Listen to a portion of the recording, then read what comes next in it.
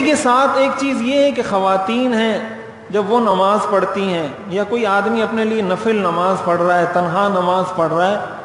تو وہ کسی چیز کی آڑ لے کر نماز پڑھے، آگے جس کو سترہ کہا جاتا ہے، کہ کوئی ایسی چیز رکھے، کوئی ایسی دیوار ہو، کوئی ایسا ستون ہو جس کی اوٹ میں، جس کی آڑ لے کر وہ کھڑا ہو، بالکل اس طرح کھلا کھڑا نہ ہو۔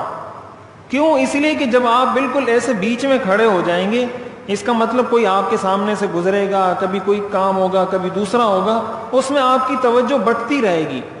لیکن جب آپ کسی ایک ستون کے پیچھے کھڑے ہو گئے، کسی دیوار کے پیچھے کھڑے ہو گئے، یا آپ نے اپنے آگے کوئی چیز رکھ لیا، تو ایک نفسیاتی طور پر، ایک تو شریعت کا یہ حکم ہے، دوسرا نفسیاتی طور پر انسان کو ایک اطمینان نصیب ہو جاتا ہے کہ میں نے اپنے سامنے ایک چیز رکھ لی ہے، میری توجہ یہاں تک محدود ہوگی، تو اس کا انسان کی نفسیات پر اثر ہوتا ہے۔ تو یہ بھی حدیث شریف کے اندر اس کا بھی حکم دیا گیا ہے کہ جب نماز پڑھو تو اپنے سامنے کوئی سترہ رکھ لیا کرو، کوئی چیز کھڑی کر دو، کوئی چیز رکھ دو، کرسی ہے وہ آگے رکھ دو، کوئی ایسی چیز ہے جس کو آگے رکھا جائے، یا مسجد میں پڑھ رہے ہیں تو کسی ستون کے پیچھے پڑھیں، کسی دیوار کے پیچھے پڑھیں۔ بالخصوص جب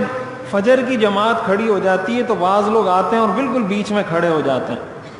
یا ویسے ہی کوئی آیا مسجد میں سنت پڑھ رہا ہے یا نفل پڑھ رہا ہے تو بالکل بیچ میں کھڑے ہو جائیں، تو ایک تو یہ اس کے لیے اس لحاظ سے نقصان دہ ہے کہ اس کی توجہ صحیح بنے گی نہیں، دوسرا اس لیے ٹھیک نہیں ہے کہ بہت سارے لوگوں کو گزرنا ہوگا، اب کوئی اس کے آگے سے گزرے گا، کوئی آئے گا، کوئی دیکھے گا، کوئی کیا کرے گا، تو اوروں کے لیے وہ تکلیف کا سبب بن رہا ہے۔ تو اس لیے کسی ایسی جگہ پہ سنت پڑھی جائے، کسی ایسی جگہ پہ نماز پڑھی جائے جس سے عام لوگوں کو تکلیف نہ ہو، پریشانی نہ ہو، تو اس کا اہتمام جب انسان کرتا ہے، اس سے بھی علماء نے لکھا ہے کہ اس سے بھی انسان کو خشوع اور خضوع نصیب ہوتی ہے۔